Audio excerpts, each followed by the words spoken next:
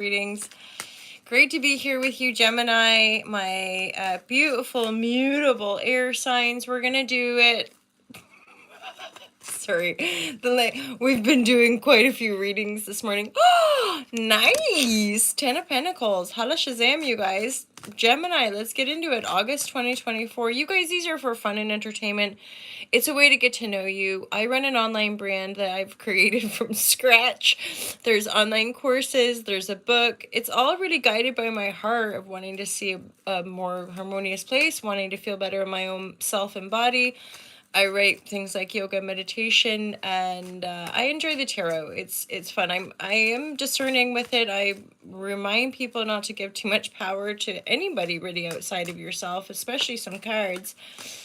But you know, with loving wisdom, sometimes I had a tarot reading myself many years ago, which I had a tarot, and then 3 years later I had a astro, and both of those, just one time, both of those really kind of set me off or solidified a kind of track I was on, affirmed, or sort of permissioned as well. do you ever hear a noise in your head after you say something and it kind of makes you jiggle, giggle?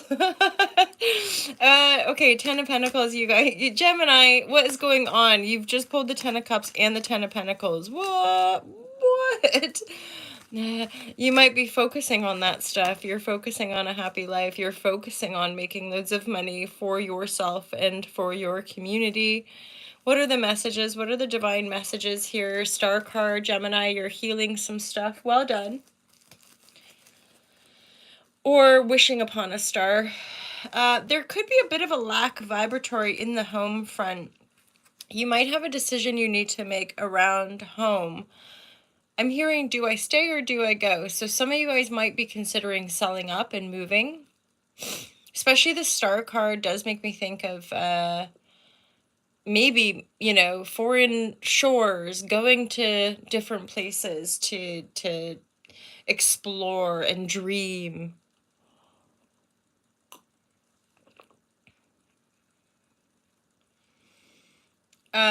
What's going on? The 10 of Pentacles, or sorry, pardon me, the 10 of Cups is with the, so I'm thinking it's a choice, but, honestly, right now, it looks like something's going on at home, and you could be out of communication, and did I say something about a distance? I'm not sure.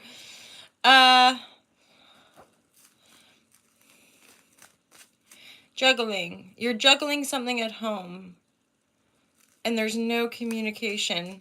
Not talking about something or someone. Maybe juggling two situations. Holy shit, that would be fucking crazy, right? As in, there's two people you're dealing with at home. But because the 2 of Pentacles is reversed, I'm like, I don't think anyone knows about it. Are options, like this person or that person, but it's like nobody would know about it. There's no communication.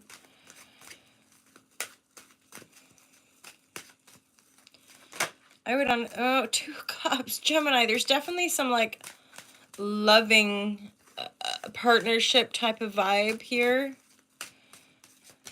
2 of Cups, 2 of Pentacles, we're juggling, we've got options. I mean, Gemini, Jupiter's just moved into your sign. Is Mars about to? Yeah, gee whiz. I think Mars is about to head into Gemini as well. You're going to feel energized. You're more than likely going to feel powered up, you could say. And within that energy, I would just say, like, I want to say take your time, but there's a part of me that's like, that's never going to happen. But with regards to you having a joyful, loving, happy family life, it would appear that there's options, or at least 2, like that you're like,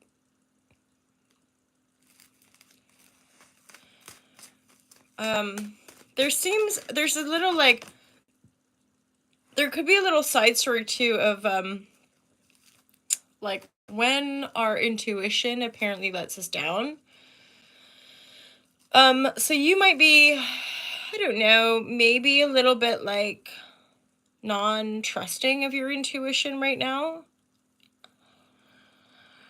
there's also a lot of new beginning energy. So if you are single, I wouldn't really worry about it because there's definitely like potential for love coming in here. It's like we gotta keep wishing and praying and hoping and wishing and praying and hoping. Because it's like following our intuition and things do not work out, and it's like gut wrenching. It's super painful. And then we're like, why, God, why? You're like, damn it, I made that choice. Like, I did that thing. I walked away from something, right? Or let someone walk away. Something really I feel like, I feel pain in the heart space. It's like something really beautiful and like magical. And then just watching them walk away. That's part of what I feel sad about. It's like this love, this match, this connected energy, this possibly multiple new beginnings, and then still walking away. What's this Ten of Pentacles talking about here? I think you guys also might be focusing on just creating more resources for yourself, or you're focusing on your working life, like your legacy, what you want to leave behind. I think some of you might be kind of going, you know, you would have had Mars going through 12th house. You've got Uranus going through 12th house. This is if you're a Gemini rising, obviously. But you're, you might have felt like, I don't get the impression that for all of you, you've actually been isolated. I get a sense that like, you've been going through the motions, you've had people around you, but like inside yourself, you've felt maybe alone, or you've not felt particularly connected to the people you've been around. Not like Gemini that's what I mean about you could still be chatty, you could still have people around you, but something shifting in your mind or your perception, which is just a slightly different feel for you, maybe around how you communicate, or even like how you perceive yourself. Ooh, Gemini.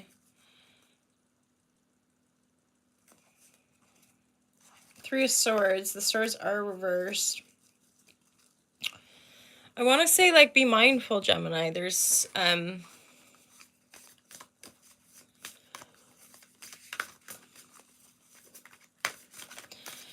lots of new beginnings, lots of energy, lots of things. Mercury, messenger, and then I'm pretty sure Mercury is about to station, so it's going to go retrograde. That's going to be impactful for you, Gemini, because it's one of your rulers.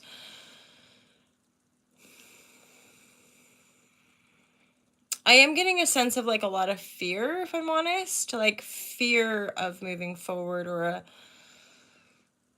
a fear of letting go. But I don't get a sense that this is the same kind of letting go. I feel like this is letting go of the past pain.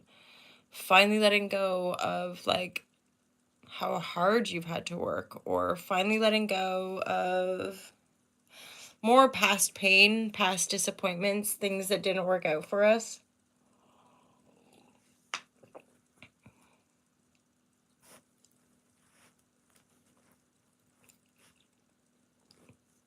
I do. There is still a powerful message here, Gemini, of looking for a counterpart, of like finding that special person. But there again, the High Priestess reverse, you might be having a bit of a wobble around like, well, I thought that was the person before and it wasn't. And now you're like, fuck, what if I just keep having new beginnings and never create the 10 of Cups, right? As in, that 10 of Cups to me is a fairly conventional vision of having a partner, a significant other, in a life with that person. Whether it's, again, the homestead of like living on the land somewhere, whether it's making babies, or whether it's having creatures, or whether it's tending to the land, or whatever, there's an energy of coming together. There's an energy of co-creation, which is obviously very different from a lot of the major arcana, which are singularity energies, or like individuation energies, and or the cards where there's again just one person. This is you and at least one, more than likely just one other person that you can create with, that you can build a life with. But for some reason, you or like whoever you might be dealing with, or if there are options that you're dealing with, there's no communication, you guys. That's what I mean about you're not, dude, this is all going on, or this is what the feeling I'm getting, like it's all going on in your head. You're not talking about it yet, which is probably wise. I would say, like, I know for myself as well, like there's aspects of stuff going on in the psyche where I'm aware that like it's not going to serve me talking to anyone about this, or like I don't want to talk, or spirit guidance is like, don't fucking shut your mouth off, shit. Like, don't talk about stuff, just keep things to ourselves, right? This is too about single pointed focus. This came through over the weekend. I've had a really spiritual weekend, or just like a beautiful weekend where I was able to really drop into some silence and journal and do a crystal grid and wash and cleanse and then bathe the crystals in moonlight and sunlight and all this and all that jazz. And yeah, it's been good for focus. I must say I'm still struggling with the phone addiction. I don't know about you guys, but there's increasing spells where I'm able to it's requiring a lot of discipline, I must say. Um as in time alone and time to meditate and time to reflect and time to make notes and time to like, or bathe, cleanse, you know?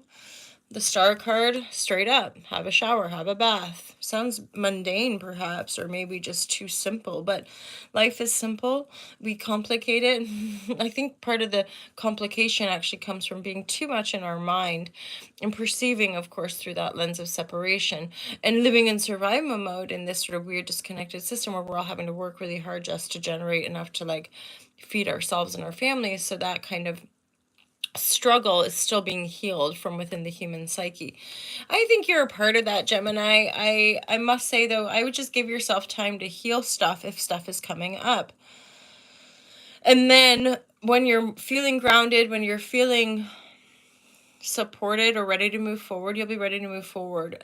There again though, give yourself all the time you feel you need to get centered and to get clear and to get focused on your your purpose, your unique mish, as it were. Yeah. So I think things will be lifting gently as we move through the month of August, Gemini, but the rejuvenation, and that could be part of this like no communication. It's just that like for a little bit it's like stop talking, or like stop noodling, or stop thinking. Instead, ground and relax and meditate and find those ways to relax. Because I mean, let's just put it out there, Gemini. You have got the Ten of Pentacles. You've got the Ten of Cups. Abundant, joyful life. Healed energy. But, you've moved through a lot.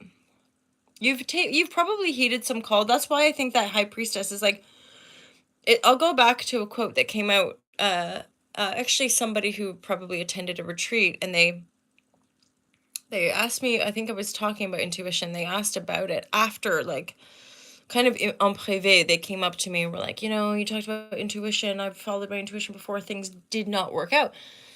And then in that moment, what came to me was like, the intuition is not comfortable, as in the intuition isn't guiding us to our fairy tale life necessarily. The intuition is guiding us on the path that's going to teach us the soul lessons that we're here to learn.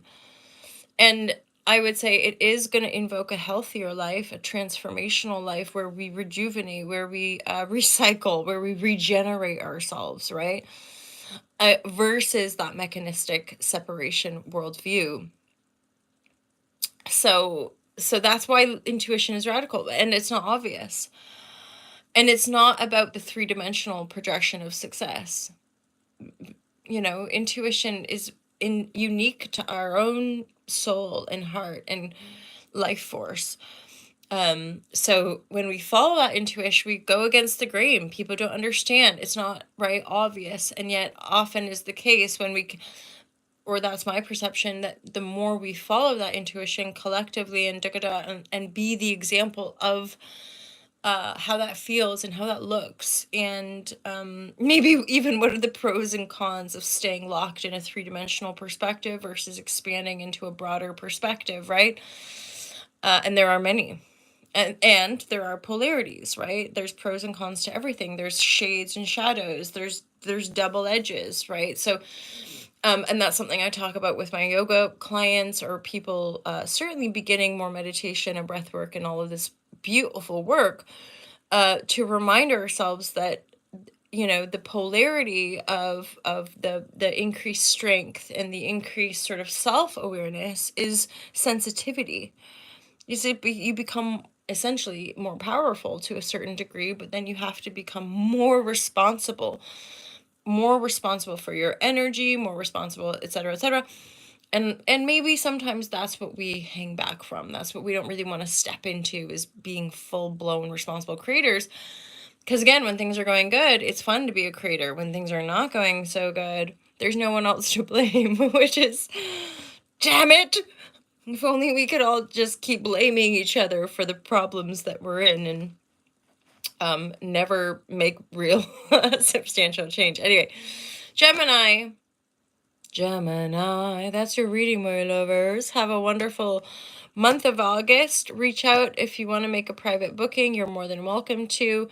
There's a new option for £55 where you can get your reading, but then I'll also do an intuitive transit chart, as in I'll be looking just maybe at the week or two ahead of your natal transits, astrologically speaking, but purely intuitively.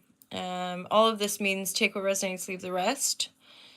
And yeah, enjoy the month, Gemini. Look after yourself. Love you guys loads. And thanks for sharing, subscribing, supporting small brands, small businesses. Hey, thanks. Some of you guys went and purchased some clothing from the T-Mail store. So thank you so much for supporting the brand like that as well. Have a great month of August, Gemini. Be in touch, and I'll speak to you soon. Take care. Peace out.